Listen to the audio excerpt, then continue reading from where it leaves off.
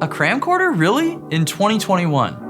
Are you an idiot, Zach? Well, yes I am, and the Panasonic AG-CX10 is a camera you should consider in 2021. When Panasonic reached out to me and asked if I'd be interested in making a video about the AG-CX10, I gotta admit, I hesitated at first, for a couple reasons. This camera's already been out for quite a while, and I don't really use camcorders all that much. But then, my childhood flashed before my eyes. Hello. I'm gonna do another dunk for you. Yes, he is. I realized I grew up with a camcorder in my hand since I was a little child, and I made countless home movies with camcorders that to this day are some of my fondest memories. So when the camera came in the mail, I did naturally what any other camera reviewer would do. I made a fake documentary about a pizza delivery driver. My roommate works for a pizza joint, so I just followed him around for an entire shift.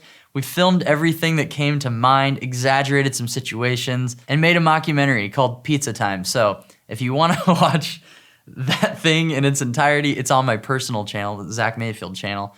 Have fun with that one. The first thing I noticed about this camera, the AG-CX10, is the IBIS. And it's really good. I've raved about the GH5 IBIS countless times, and it's arguably even more important in this camera because most people who use this are running and gunning. And they need the IBIS to be there to support them and make their footage look good, especially when you're zooming way in. And speaking of the lens, it does have a variable aperture based on what focal length you're using.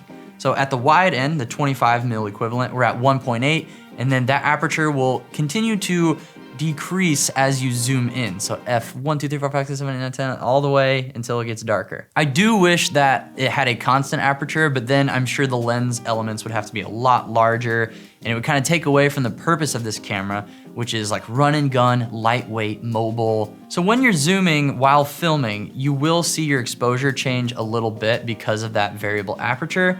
But the camera's exposure compensation, the automatic settings, are actually very good, and they make it look pretty natural. It's not like these shutter clicks or aperture click settings that are making your image flash like lightning or anything like that. And even if you are zooming while filming and you see those automatic exposure changes, I think it kind of adds to that gritty nature of mockumentary or documentary style. But there are a few ways to change your exposure so that it doesn't have to be full auto. You can change your shutter speed to be manual, which is what I did for that Pizza Time vid documentary thing. I had my shutter at 1/48 and shot everything in 4K, 23.98 frames per second. And then my aperture was set to auto so that my exposure would be adjusting while I zoomed so it could look somewhat consistent no matter what focal length I was at. But guess what, folks? This camera has built-in ND filters. You can use a quarter, a 16th, or a 64th.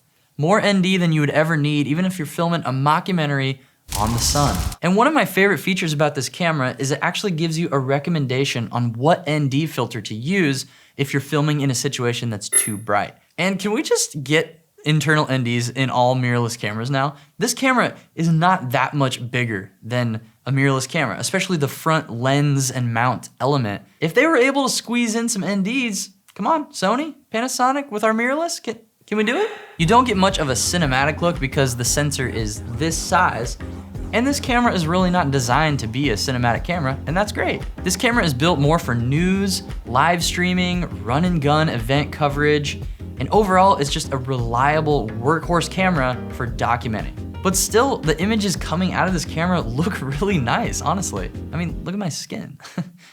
It's practically flawless. There are normal color profiles and color matrices if you just want your image to look great right out of camera, or you can select their film-like settings, or even Cine D if you wanna slap a little sauce on it in post, make it look a little bit stylized. Let's get to my absolute favorite part of this camera, my favorite thing.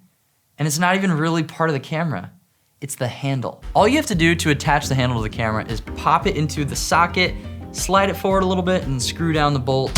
You're good to go. Now everything's activated. And on the handle, you get 2 XLR ports with phantom power, which is actually what we're using to capture audio from my Rode NTG4 Plus right now. You didn't even know that, huh? Sounds pretty good, huh? You can control the amount of gain that you're using. There's a limiter built into the camera, which is great if you're getting loud. You get an additional zoom rocker on the top of the handle, another record button with a locking mechanism so you don't accidentally stop filming if you're doing like a live stream or an event. And Possibly the coolest feature of this entire setup is the handle having a built-in LED light. There's a little on-off switch here, and then you can go dim all the way to super friggin' bright. That's full power right there.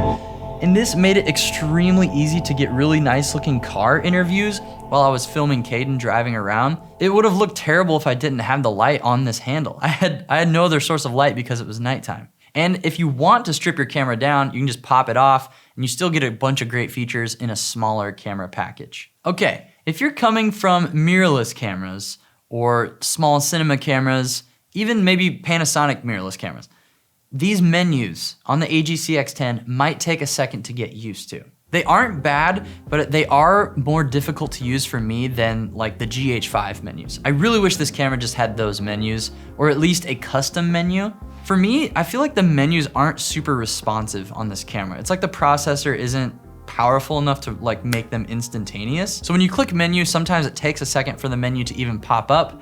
And then also, when you're navigating the menus, the only two ways to do it is using the touchscreen or using the little scroll wheel and selector, which is right next to the menu button. The nice thing is, once you get your settings dialed in on this camera, you really don't have to access the menus too much at all unless you're changing like your resolution or something. Because most of the important functions on this camera are accessible via the user buttons on the body of the camera, and those work much better than just navigating through the menus for everything.